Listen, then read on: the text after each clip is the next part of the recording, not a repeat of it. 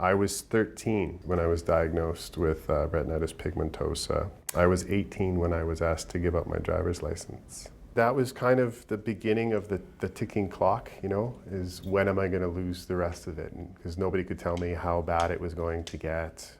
Over the past 25 years since being declared legally blind at the age of 18, Ontario native Derek Wilson has ridden a wave of emotional ups and downs as his degenerative retinal condition has slowly robbed him of his vision. There were long stretches of my life where my level of eyesight didn't change for years at a time, and then it would drop off suddenly, and I'd have to adjust. There were more than a few restarts. And there was a lot of explaining and a lot of, in the early days, apologizing until I accepted that this was through no fault of my own, but that a lot more proactive about educating people what my needs were. The most recent regression occurred 5 years ago while attending grad school.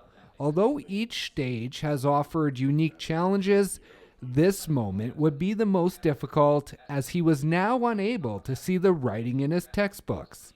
I'm no longer able to see faces or food or colors. I don't even really see shapes. I just see light. I can't necessarily tell which direction it's coming from. There was a learning curve for me at every stage. I had to figure out what are the functional limitations that I'm dealing with? What are the tools and techniques that can accommodate for those limitations? In order to complete his schooling, Wilson turned to assistive technologies, which included learning to use a digital screen reader.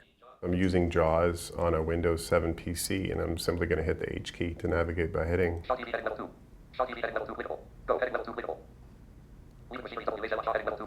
Not all blind people read Braille.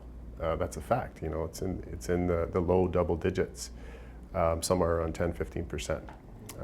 So I myself, I was halfway through grad school when I started using a screen reader. So I was literate. I've never had the need to learn Braille, and I'll just be honest with you, I don't have the finger sensitivity for it. I've tried. The use of a screen reader and other assistive technologies has allowed the 43-year-old to obtain steady employment with the Neil Squire Society, who use technology to inspire and empower Canadians living with disabilities. If this technology didn't exist, I probably wouldn't be working right now.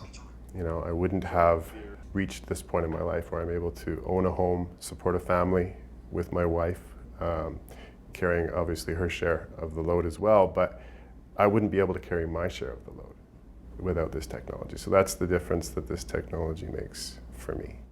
Information about digital accessibility and other technological supports will be the focus of an upcoming conference in Kelowna on October 27th at the Ramada Hotel as the Canadian Council for the Blind BC Yukon Division presents Getting Together with Technology. It's a peer mentorship model, so people that are coming to the meeting either with questions or with advice or wanting to show off the latest, greatest thing that they've discovered. That's essentially the purpose, right? So that people can support one another. For more information about the upcoming event, visit ccbbcyukon.com. Reporting for Go on Shaw TV, I'm Brendan Osborne in Kelowna.